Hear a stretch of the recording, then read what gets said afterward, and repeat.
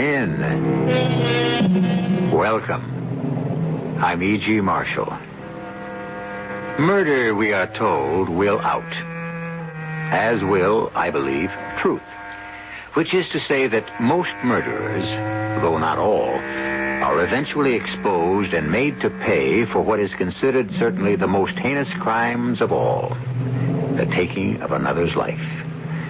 Such was the case with the charming, debonair, and totally amoral Greg Manchester, who felt sure he had committed the perfect murder, only to discover... You're arresting me for murder? Lieutenant, you can't be serious. I'm very serious, Mr. Manchester. But on what grounds? Yes, I shot and killed my wife, but it was an accident. No accident, Mr. Manchester. Cold-blooded murder. And we can prove it. How can you prove murder when there was no murder? It was an accident, I tell you. I only wish to heaven there'd been a witness to prove what I say. There was a witness, Greg. A witness who can prove it was murder. Who, Sandy? Tell me who. The corpse, Greg. The corpse.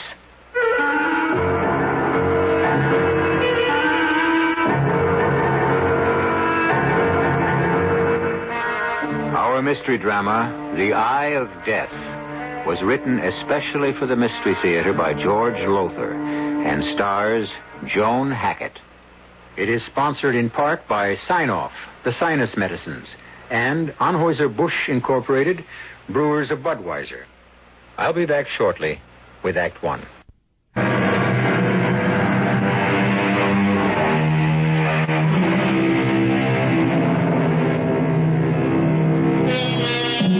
When it comes to murder, it sometimes seems to me that the cleverer a murderer, the more certain he is to be caught. For as the annals of crime reveal, he tends to outsmart himself. Dr. Crippen, Landru, George Joseph Smith, to mention but a few, all without exception flattered themselves on having committed perfect crimes, when in truth they had trapped themselves by overlooking one single minor little detail, as did a certain gentleman named Gregory Manchester. Listen. Murder? You are accusing me, Sandy, of planning to murder your mother? Is that what you said? Don't twist my words, Greg. I said it wouldn't surprise me if she had a fatal accident and died suddenly. Oh, Sandy, don't even speak of such things. Just the thought makes my heart skip a beat. I'm sorry, Rose. How is your heart? Oh, same. Mother thinks I ought to see another doctor. Sandy, I'm sorry you feel about me as you do. I hoped when I married your mother that you'd become as much my friend as your sister has. Why, if you could have heard me talking about you at my club, how proud I was going to be to have the famous photographer, Sandy Oakes, for a stepdaughter. Can't we be friends, Sandy? Friends? Sorry, Greg, but your charm is wasted on me. You charmed my mother into marrying you, charmed her into turning over all of her money to you, charmed her into taking out a $100,000 life policy with you as a beneficiary, Well, now, my dear, why not? After all, Sandy, I am her husband. And a fast worker. Married less than a month. You certainly haven't wasted any time getting this marriage to pay off for you. Oh, now you're accusing me of marrying your mother for her money. Is that it, my dear? You can believe it. Oh, now, Sandy. Rose, it's true, and I'm telling you straight out. This clothes horse with his blonde hair and his Sir Walter Raleigh manners is nothing more than a sharp operator. A con artist. And that's what I've come here to tell my mother, and I will tell her if she ever gets out of that bath and comes down here. Sandy, you're all upset. Upset? I'm steaming, and I've been steaming ever since I heard about this new life insurance policy.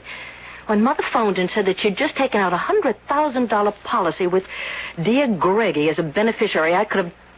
Oh, what is that? What? Oh, it's a stain on the ceiling. It's a water stain. The bathroom is just above us here. Oh, now, don't tell me the tub's overflowed. What? If your mother's had another of her fainting spells in the bath, you better get up there. Come on. What fainting spells? Mother's never had a fainting spell in her Oh, no, life. you're wrong there, Sandy. She never told you, but she's had a number of them. Sudden blackouts since your father died. The shock of his death, I don't know. And she's had two since we married a month ago. God grant she hasn't had another. Not while taking it. Oh, here we are. Oh, no. Mother!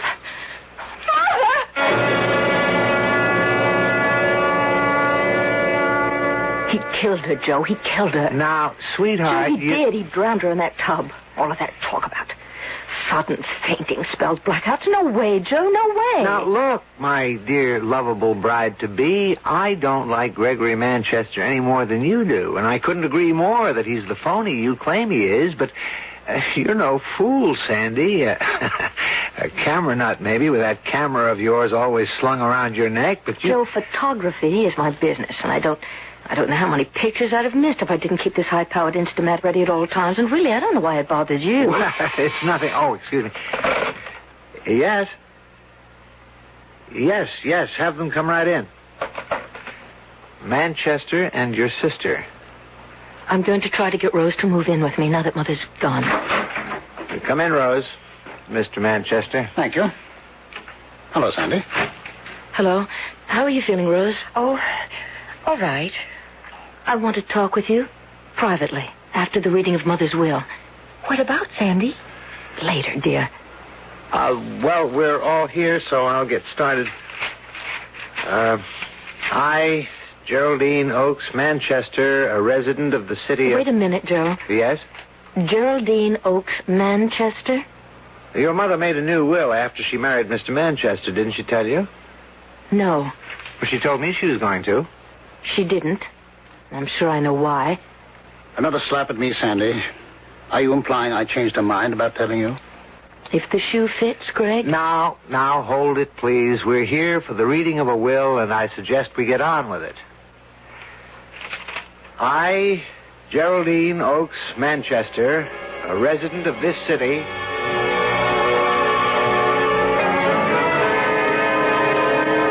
Lastly, I hereby revoke all former wills and codicils to wills heretofore by me made. In witness thereof, I have hereunto set my hand and seal this 10th day of October, signed Geraldine Oakes Manchester, and witnessed, etc., etc., etc. Well, Mr. Manchester, you've inherited quite a fortune. Plus $100,000 in insurance. While Rose gets nothing. Nor do I. Well, as your mother stated in her will, Sandy, she trusted me. Implicitly trusted me to see that Rose was well cared for.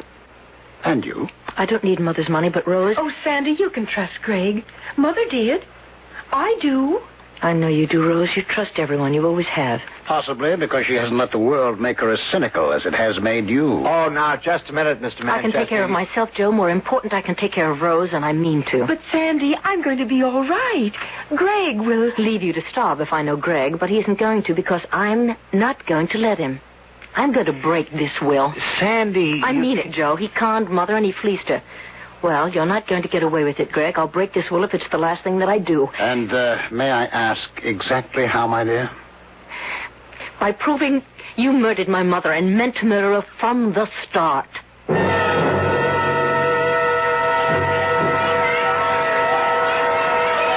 Have some more shrimp Creole, Florence? Oh, Greg, darling, I couldn't. I simply couldn't. You know I'm on a diet. Oh, nonsense. This is no time to stay on a diet. In the first place, it's Mardi Gras week. In the second, I brought you to the finest restaurant in New Orleans. Oh, you dear, delightful man. And in the third place, why anyone with your figure feels the need to diet, that baffles me utterly. Oh, you are a dear and delightful man. Greg Manchester, you are almost as... No, I'll say it. You are as dear and delightful as my late husband. Oh, Greg, I'm so glad we met. So glad. Well, so am I, Florence. You know, only a week ago, I was the loneliest man on earth. Oh. Lonely in the way only the bereaved can be lonely. Even though it's months since Geraldine passed on, I thought I would never get over her loss. And then... Well, then, my dearest... You don't mind if I call you my dearest? Of course not. Well, I met you, and life became worth living again. Oh, Greg, do you know that's exactly the way I feel? I thought as much. We've known each other only a week, my dear, but what a week it has been. Oh, yes. And for my part, Florence, You won't be offended? No. Well, for my part, you're the woman I've been looking for since my own dear Geraldine passed on. Oh... The woman I felt sure I would never find. Oh, Greg. Greg, you dear man. Then you're not offended. Offended? It wouldn't be if I...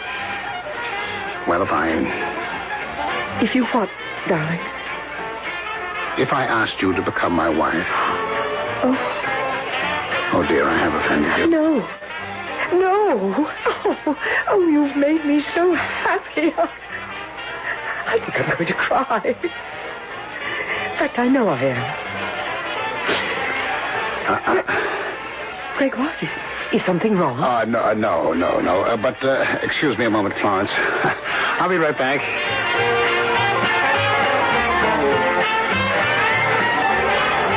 Well, Sandy Oaks, girl photographer, camera and all. Greg Manchester, con artist and murderer. Next victim and all. What are you doing in New Orleans? Mardi Gras week. I'm covering it. For Cosmopolite. You're lying. You found out I was living in New Orleans. You followed me here. Care to see my press credentials? If Cosmopolite sent you, you asked for the assignment. How right you are. Now, you listen to me. Any more trouble from you, and I'll make you know what trouble really is. Trouble? What makes you think I'm out to give you trouble, Greg? Because you followed me here, because I suddenly spotted you snapping a picture of me and Mrs. Chapman. I took more than one before you noticed me, Greg. They may come in handy. I don't see how. Well, then, look over there, Greg. See that sign? The one that reads Mardi Gras Week? Exactly. From that angle, I caught not only you and Mrs. Chapman, but that sign hanging behind you on the wall. So what? The time element, Greg, and the place. I can hear a district attorney saying to you at your trial for murder, quote, "You did know the widow, Mrs. Florence Chapman, as early as Mardi Gras week, didn't you? In New Orleans, wasn't it?" Unquote. My murder trial. You are going to kill her, aren't you? For her money? After you marry her? Tell me, does she have any children you can leave penniless as you did my sister Rose? She went to live with you. You're very successful, plenty of dough. You take care of her. I am. I'm also going to take care of you. Now, Sandy, I warn you. Cool it, con man. I am not my mother that you're talking to now, nor my sister Rose, or that lovely victim of yours over there. A photographer gets around. You think you're the cleverest thing that ever happened. You are. But, Buster, it's your cleverness that's going to put you behind bars, because somewhere, somehow, you're going to think you're so clever that you'll make one little mistake, one fatal little mistake, and when you do, I'm going to be there. Be smart, eh? Get out of my life and stay out of my... Excuse me, I don't mean to interrupt, but, Greg, dear, won't you introduce me to that very attractive friend here? Well, dearest? Yes, of course. Sandy Oaks, my stepdaughter. Oh, you're not the daughter of that poor woman who drowned accidentally. Yes, Mrs. Chapman, I am. You know my... Oh, Greg told you. No, I've been watching you and Mr. Manchester ever since he met you a week ago. Watching? Greg, darling, what does she mean? Oh, never mind, Florence. She's a troublemaker. She tried to stop me from marrying her mother. I tried to stop you from murdering my mother. Oh, gracious, such talk. You're in a restaurant. Mrs. Chapman, let me give you a tip. A tip that will save your life. Say goodbye right now to this charming, well-dressed murderer. Say goodbye and go on living. Well, Greg, I believe you're right. This girl, well, I don't know what she is, but she is. I'm sorry I came over. I'll wait for you at our table. Yes, of course, Florence. Well, do you see? She's as naive and as trusting as my mother. And my sister. Or others you've murdered. Oh, so it's others now.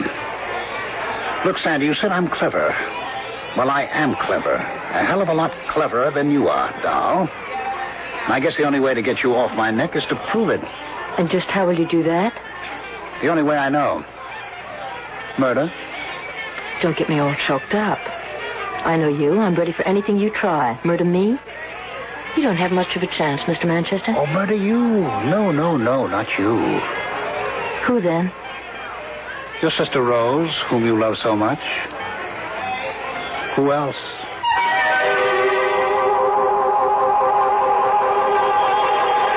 Inevitably, it had to come to this. The challenge. The squaring off. The gauntlet flung down between a cold-blooded murderer and a self-sufficient girl like Sandy Oakes, who's been around. Is she right? Will Greg Manchester make that one fatal mistake she says he will? Perhaps we'll find out when I return for Act 2.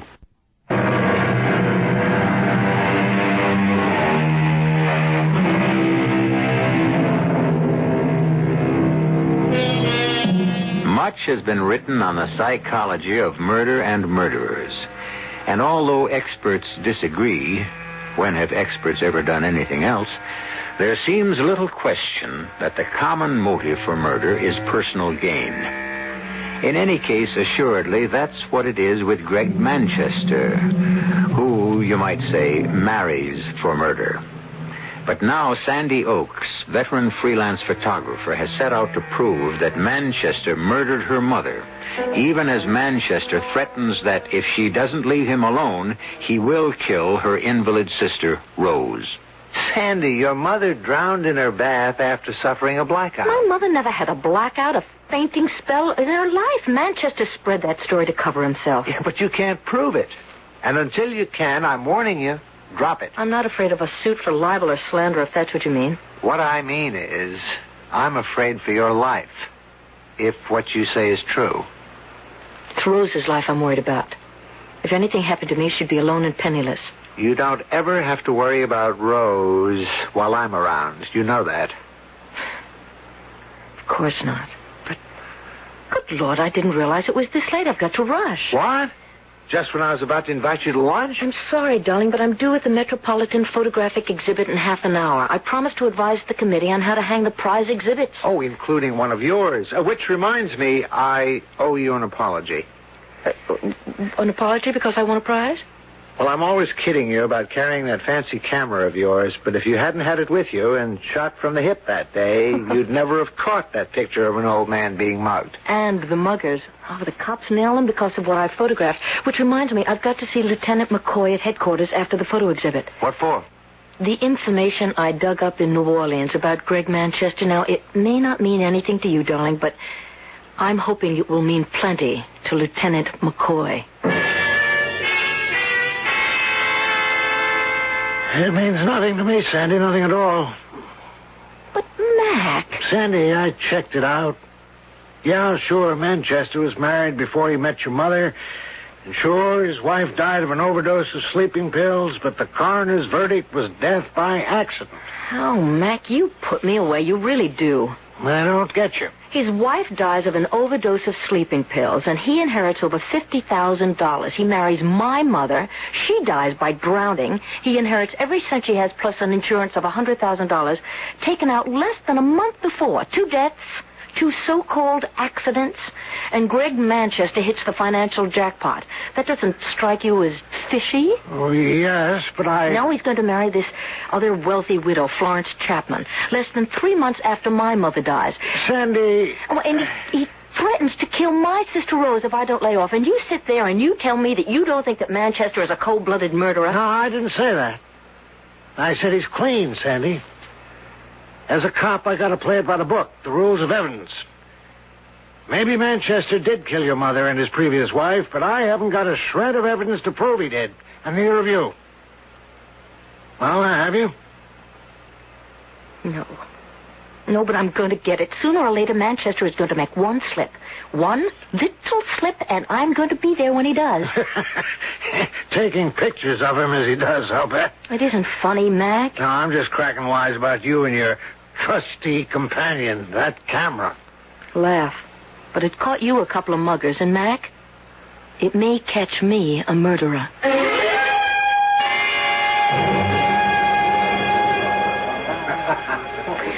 There's a bench, Rose. Want to sit for a while? Oh, no, Sandy, no. I'm too excited to sit still. You're too excited, period. Oh, I'll be all right. Oh, it's such a thrill for me just to get out of that apartment. But on top of that, these wonderful pictures. Holzman, Eisenstadt, Kepler, and you. That's what I call really sisterly love. Putting me in that class. Oh, you won a first prize. Yes, but in photojournalism, and there's nothing arty about my stuff. A first prize is a first prize, and I'm not going to argue. Rose? Oh, Sandy, maybe I'd better sit down for a minute or two. Yes, right there. How bad is it? It's not bad. Sandy, would you open my bag and take out the bottle of nitro pills? Yeah, just a sec. Here, wait a moment now. Here we are. Here. Stay here. I'll get you a cup of water. Yes. Excuse me, please. Excuse me. I just want to get through to the water cooler. We're here. Let me help you. Thank you. You? Yes, me. What are you doing here, Greg? Mrs. Manchester wanted to see the exhibits. She married you then? And I wanted to see you. Figured you'd be here, so I've got no time for you now. I've got to get a cup of water for my sister. Well, here's the cup. There's the water. I want a word with you, Sandy, about... Would you get out of my way? Excuse me, please. Excuse me. Rose, dear. Here you are. Oh, thank you, Sandy. Thank you. Are you better? Yes. Much. I think that we'd better go. Sandy, I haven't seen everything yet. Your heart. Oh, drat my heart. My first day out of the apartment in weeks. I'm going to make the most of it. I'm going to see everything there is to see. Oh, look who's here. Hello, Rose. How are you, Greg? Never better. You? Pretty well. Thank you. I meant to call on you when I got back from New Orleans, but I felt your sister wouldn't approve. You're right, Greg. Her sister wouldn't. Now you too. It's all right, Rose. All right. Sandy and I aren't going to have a scene. I only want to say hello. So, if you'll excuse me, I'll rejoin my wife. Goodbye, Rose. Goodbye, Sandy. Oh, give my regards to Lieutenant McCoy next time you see him, will you? Lieutenant McCoy? The police lieutenant you went to see this morning. About a certain little matter. How do you know that I want to see McCoy? And what I want to see him about? Oh, does it matter? I know. And I think it was very foolish of you, Sandy. Do you? Oh, yes, very. In fact, as I intimated to you in New Orleans, it could even be dangerous. Deadly dangerous. Not for you. Not immediately for you. Well, goodbye for now. Sandy, what was that all about? Nothing, Rose. Nothing. What did Greg mean? It could be deadly dangerous. It's nothing for you to worry about, Rose. Well, all right, if you say so. Funny, though. What? I'm worried somehow. Suddenly, I'm very worried.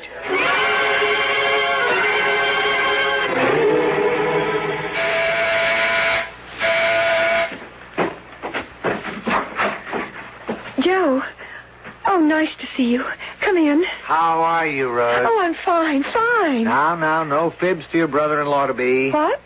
I talked to Sandy on the phone. She said your heart gave you a little trouble at the photography exhibition this afternoon. Oh, nothing my nitro pills couldn't handle, and did. Oh, good. Where's Sandy? 3 guesses. The dark room. Give the man a cigar. Or would you rather have a drink? A drink, and I'll make it. Sandy said you ran into Greg Manchester at the exhibition. Yes.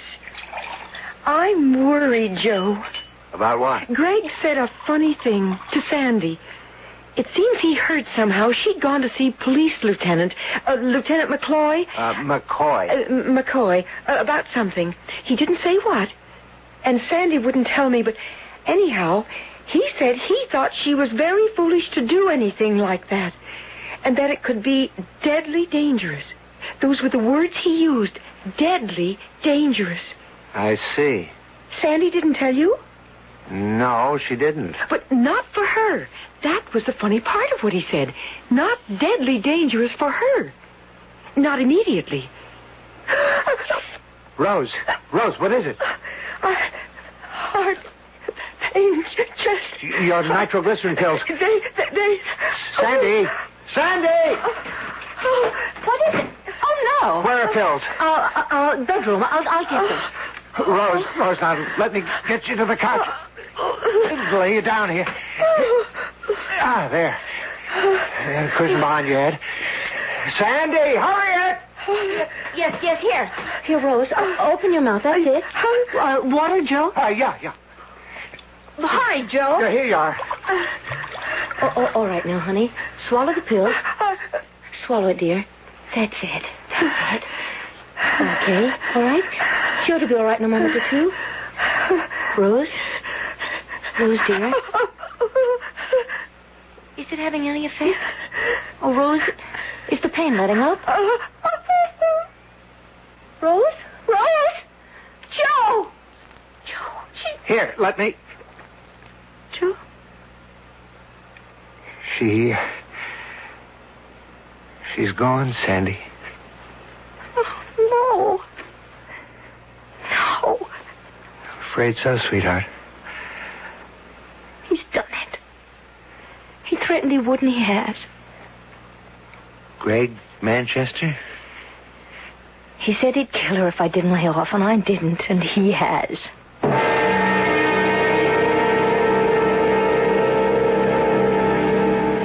Thank you, Mac. Goodbye. What'd he say, McCoy? The toxicology lab tested the pills Rose took. That I gave her. Oh, Sandy. All right, come on now, honey. The pills.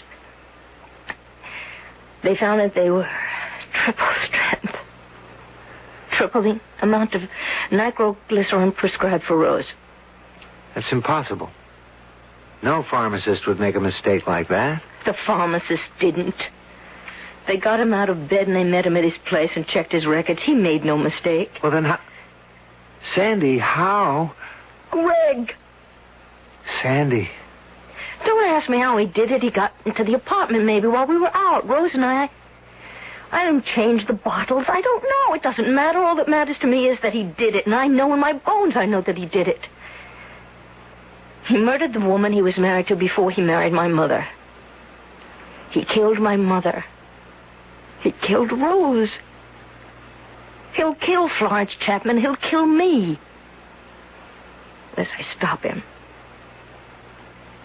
He's got to be stopped, Joe. Stopped and put behind bars like any other animal.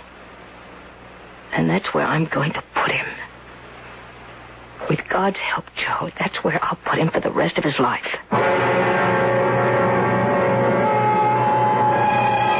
Brave words. Words spoken under the pressure of emotion. Well, I think I can tell you at this point that Sandy did put Greg Manchester behind bars for the rest of his life when he made that one fatal slip. I was about to say that he overlooked something. But the fact is, he never saw it. But Sandy did. Or, to be more precise, her camera did. I'll return in a moment for Act 3.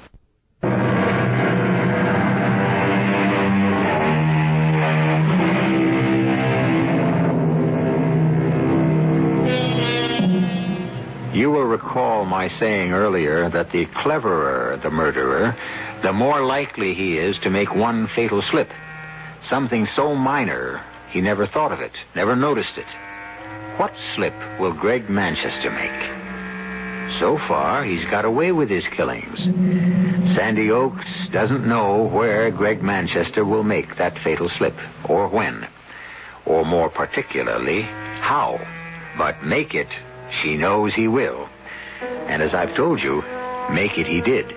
The question is, what insignificant but very final mistake did he make? You dare show your face here? I came here to this funeral home to see Rose for the last time. I am her stepfather, Sandy, and have the right. Murderer. Sandy. Get him out of here, Joe. There's no need, Joe. I'm going. May I have a word with you outside? Of course. Sandy, pull yourself together. Well? Joe, you're a lawyer. Would you give me some advice? What am I to do with her? She hates me. Has hated me from the moment we met. I don't know why. Chemistry, I suppose. Not much I can say to that, Greg, except you're a liar. I beg your pardon? You're a liar. It isn't chemistry between you and Sandy.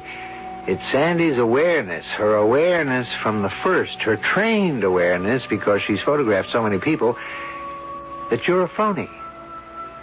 I agreed with her about that after only short acquaintance with you, Greg, but I didn't agree with her that you're a murderer. I agree now. You can't mean...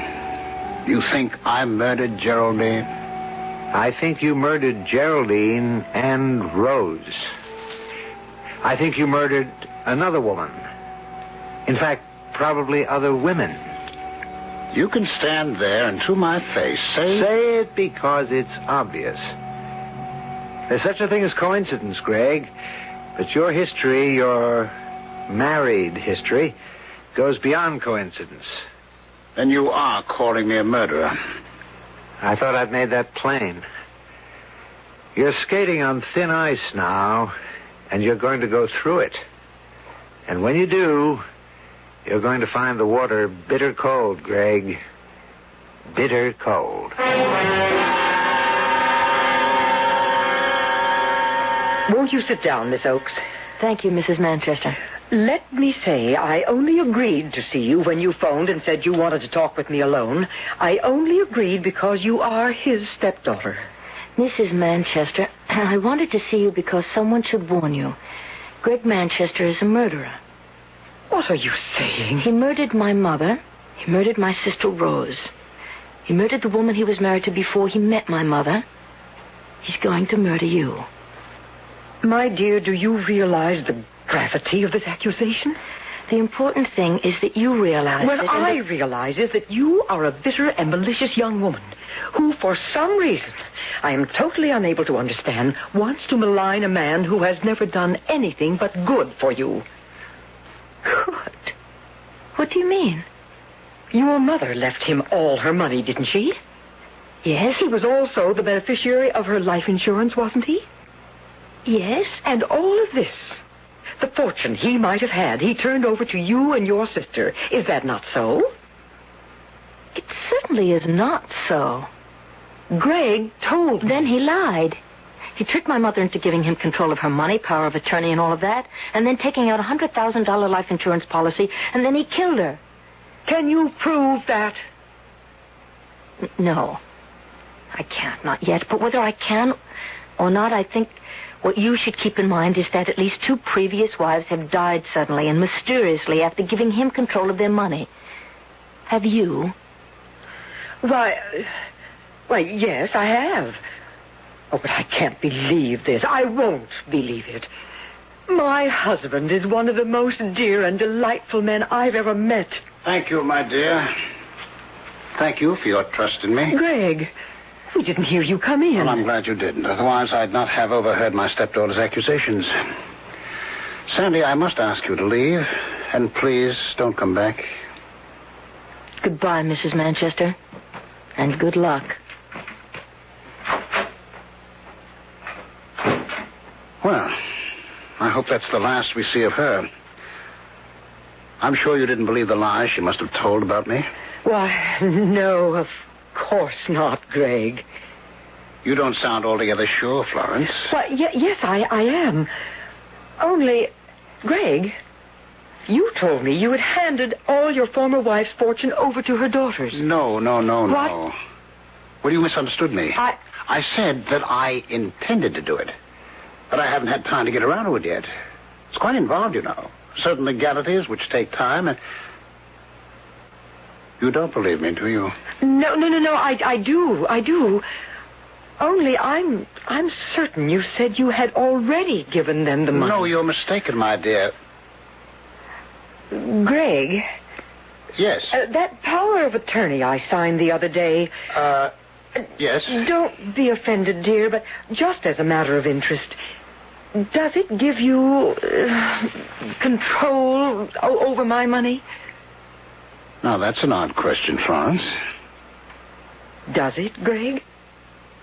Well, the power of attorney is just that. It empowers me to act in your behalf. In other words, you can sign checks, withdraw money from my account, that sort of thing?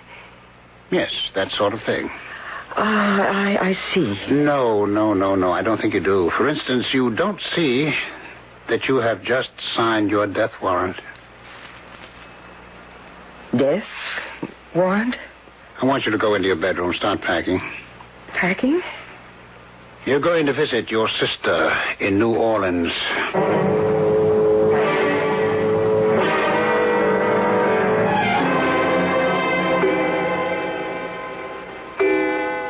Midnight. Make the call, Florence. Make it or I'll shoot you right now.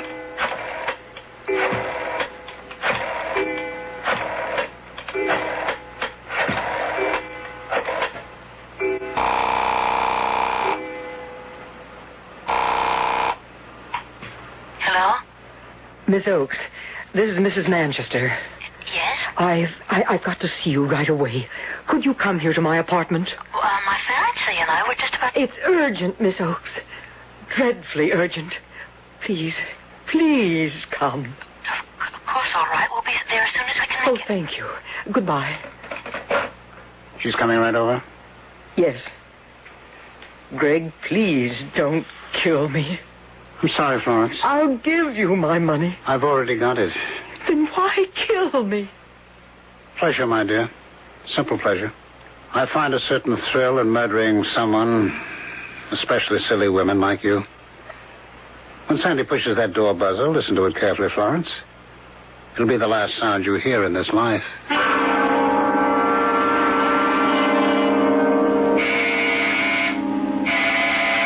Greg! All right. I must snap off the lights here in the bedroom. Oh, good. I'm coming. Oh, help me. We heard a shot. What the... Yeah, in the bedroom. I just shot a prowler. Pitch dark in here. The light switch. Oh, yeah, here. Oh, good Lord. Florence Manchester. What? Oh, no. Sandy, for the love of... This is no time for snapping pictures. I wasn't even aware I was... Get to the phone. Call the police. And put that damn camera away. Yes, okay. Oh, I thought Florence was a prowler. I lost my head. I fired into the dark room. Headquarters? Give me Lieutenant McCoy. Is he there? Yeah, hurry.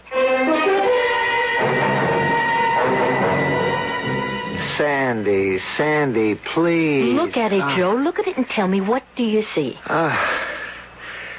I see the body of Florence Manchester lying on her bedroom floor. I have seen the body of Florence Manchester lying on her bedroom floor for over a month now, in blow-up after blow-up after blow-up of the pictures you snapped that night.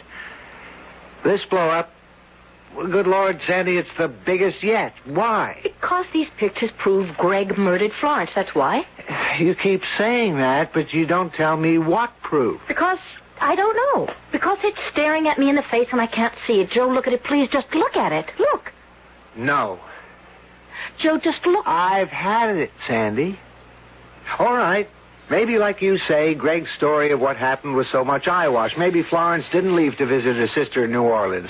Maybe she didn't come back unexpectedly while he was asleep in his bedroom. Maybe he didn't hear a noise in her bedroom, think it was a prowler, panic, and shoot into the darkened bedroom. Eyewash. All eyewash. But don't... What is it? Eyewash.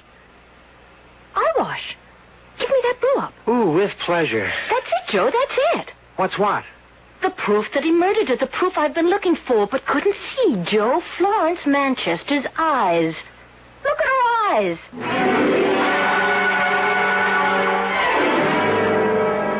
Manchester, you've been booked on a charge of murder. The murder of your wife, Florence. Now, look here, Take it easy. Thanks to your stepdaughter, Sandy Oakes, here, we have positive proof that you deliberately and with malice aforethought shot Florence Manchester to death. What proof? I told you she packed her bag. You saw it in the bedroom and left to visit her sister in New Orleans. But had come back unexpectedly, according to your story. And I fired a shot into her pitch-black bedroom thinking she was a prowler. That's what happened. That's the truth. No, it's a lie. This photograph of your wife's body, Sandy took it within a minute or two after the shot was fired. So? Look at it, Manchester. Look especially at the eyes. The eyes that are open and staring at the ceiling. What do you see? Her eyes. What else am I supposed to see? The size of her pupils. Look at the pupils of her eyes. Tell me what you see. I see the pupils of her eyes. Contracted. Contracted to the size of a pinhead. The human eye is like a camera, like that Instamax Sandy always carries. The darker an object or a place, the wider the pupil of the eye expands. The brighter an object or a place, such as your wife's bedroom, the narrower the pupil becomes, contracts. What's more, Manchester, when a person is killed instantly, as your wife was, the pupil remains unchanged for 2 to 3 minutes. You're saying it. The photo says it, not me. You stated that you fired that shot into a dark bedroom, killing your wife by accident. Her eyes, contracted to pinhead size, prove that she died in a lighted room, a brightly lighted room. If you have anything to say, make it in the form of a confession, won't you? On second thought, I'm not sure we need bother.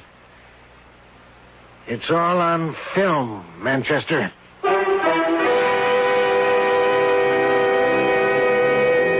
A picture, they say, is worth 1,000 words. And so it would seem that Lieutenant McCoy is right. No words of Manchester's in his defense could possibly disprove the truth of his wife's dead, accusing eyes. I'll be back shortly.